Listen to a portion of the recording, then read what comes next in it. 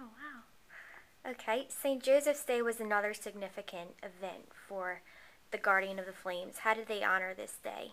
Well, the St. Joseph's Day has been a long time tradition in New Orleans for many years. And he picked up the tradition that he knew when he was little that the older Mardi Gras Indians had shown him. And it was simply that was the second day you put on your suit.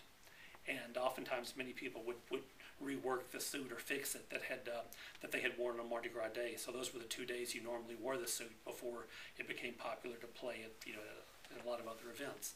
But they would traditionally go out in the evening, and they had uh, they were required by law to carry lanterns, and they would go out and they would oftentimes travel uptown and sing along the way, and it was just one more way of keeping their tradition alive. And it was something that I know Donald Harrison loved very much, and even they used to have competitions on those evenings on St. Joseph's Night, and they would go to the different theaters where they would come in and judge who would have the best, who had created the best suit that year. And I know that he participated in those early on and then gradually stepped away from it. But he just, loved to be, to know after Mardi Gras was over that he could have one more chance to go out at night and on St. Joseph's Day. And so, what would happen in these competitions?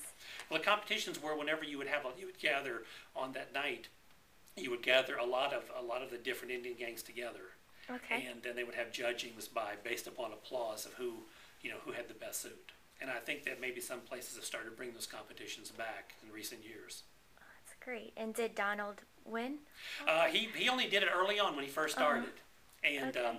I don't think he won. Well, And but he was, there was no question about Donald's skill as a person who could put together an right. incredible suit because he learned from people who were trained as tailors. But what the book also documents, and I want to make sure that this is upfront about writing this book, that this is a story of Donald in the context of his family. That without his family, you would not have had a grand big chief Donald Harrison because they supported him, they sewed for him, and they basically kept him going too, so that he looked beautiful because he had family that had learned how to make the beautiful beadwork and the other things that they do. right. And it's also too is the book is I didn't realize chasing a Mardi Gras Indian chief would lead me into the middle of a love story. And you have this very powerful love story that goes on between Hariste Harrison and her husband. And you see their evolution as a young couple on down through the years, and what that meant. And it just I love that as being a part of the book because you have first a story of a Mardi Gras Indian chief, you have the story of him in the context of his community, you have his life, you have his personal life, you have his family, and you see how it all ties together in this one incredibly complex individual. And so it's much more than a biography, and you have input from the people who are closest to him. And so it's a side of him that maybe other people wouldn't know. Definitely, because there were so many sides to him, and in addition to to being this incredible jazz fan, to being somebody who knew the traditions and wanted to pass it on, to somebody who would help who would help anybody he could in any possible way that he could, somebody who was generous, who always gave away, oftentimes what he had. And so all of it together is just it's an amazing story, and I think that's the important thing where we take these individuals that so many people who come to New Orleans, they see them, and they see the Mardi Gras Indians, and they are just so impressed by what they see.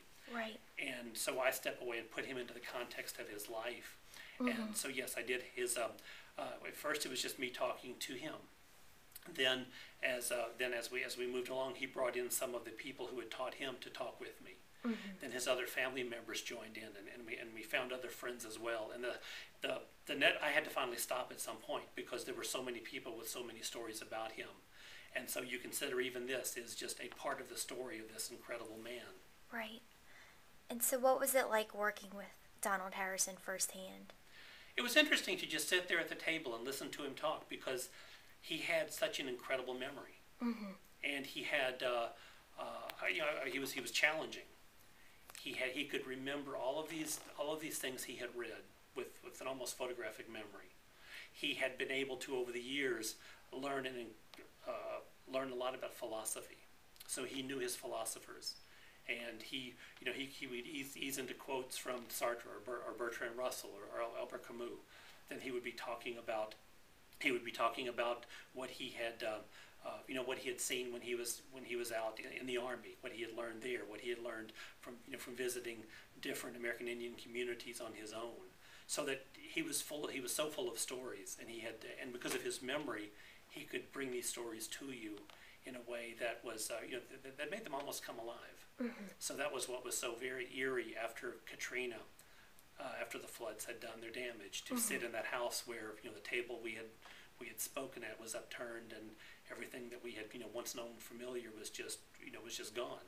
Right. And it was only then that I realized all of this material that I had with me, that I threw in the back of my car whenever we left for Katrina. We drove it all from here up to Pennsylvania and back again.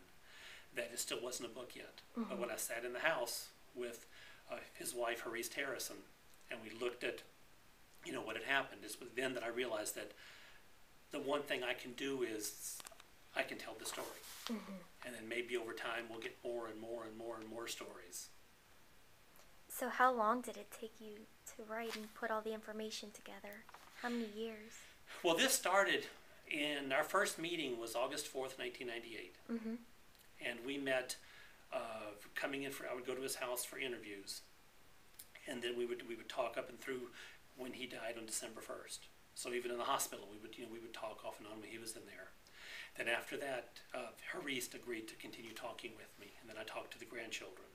So that as time went on, I gathered all this material. And after Katrina, I took the boxes out, I looked at them, and then I started trying to say, all right, let me get to know this man. And started trying to assemble everything I gathered. And in doing that, we gradually started with chapters coming out. And every step of the way, I worked with his wife, and we would go over them. And when I finished a draft, she would read it, and she would look too to see if my facts were right, because that's such an important step. Right. To be able to to at least have her have her say that the person she read about was indeed seemed like the person she knew. That's wonderful. Well, that's about all I have. Is there anything you wanted to add? Or? No, it's. I just think that I hope that a work like this, over time, will encourage more people to look at the people who are close to them.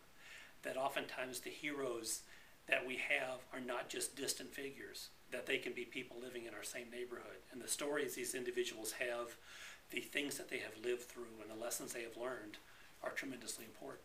So I happen to find them all within the context of this one incredible man and his family. But my own goal in doing this is to say, look, there are so many people around us that we need to take a moment, stop and look at, and see what they have to teach us.